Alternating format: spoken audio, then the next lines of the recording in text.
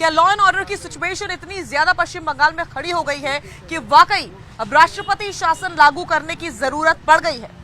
देखिए, दो बातें हैं। एक तो जो वहाँ पे हुआ है दंगा और वहाँ से मैक्सिमम हिंदू माइग्रेट किए वहाँ पे, ये एक दुखद घटना है। और इस तरह का हिंदुस्तान के ज़मीन पे यदि कोई मजबूर हो जाता है पलायन होने के लिए, ये तो वही वाली घटना है जो कश्मीर में हुआ था। कश्मीर में कश्मीरी पंडितों को वहाँ से जो है मार पीट कर करके बलात्कार करके भगाया गया था।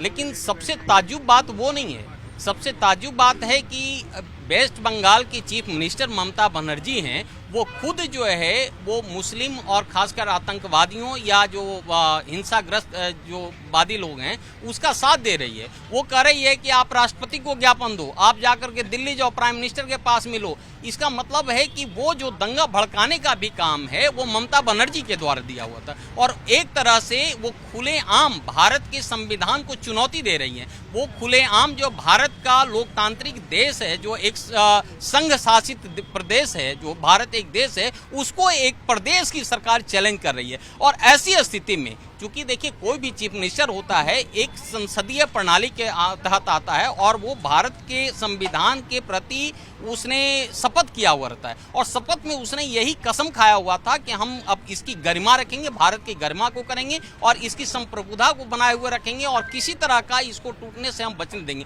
यदि ये आतंकवादी बातें यदि ये कर रही हैं खुलेआम, तो मैं समझता हूं कि ऐसी स्थिति में सरकार को चाहिए कि वहां पे राष्ट्रपति शासन के लिए जो है करें। और राष्ट्रपति शासन, चूंकि राष्ट्रपति शासन बना ही इसीलिए है कि खुदा न खास्ते कोई सरकार यदि संघ सरकार के विरुद्ध में या कोई भी जो है संविधान के विरुद्ध में कोई कार्य करता है या आपको लॉ एंड ऑर्डर संभल नहीं रहा, ये 3-4 फैक्टर होता है। ऐसी स्थिति में आप जो है वहां पे आप लगा सकते हैं। ये भारत का संविधान पूरी तरह से इजाजत देता है उसमें कि राष्ट्रपति जो शासन है लगाने के लिए ये प्रोसेस है। और उस प्रोसेस में ममता बनर्जी जो है वो समझिए आग उगल रही है, वो बिल्कुल प्रोवोक कर रही है कि आप किसी तरह से टच करो। एक्चुअली क्या है कि ये राष्ट्रपति शासन में भी यदि पॉलिटिकल सिनेरियो आप देखेंगे तो वो जानबूझ करके वो प्रोवोक कर रही है मुसलमानों को, इसलिए कि यदि हम प्रोवोक करेंगे तो वहां पे 30% से ज्यादा की आबादी है, हमको एक मुश्त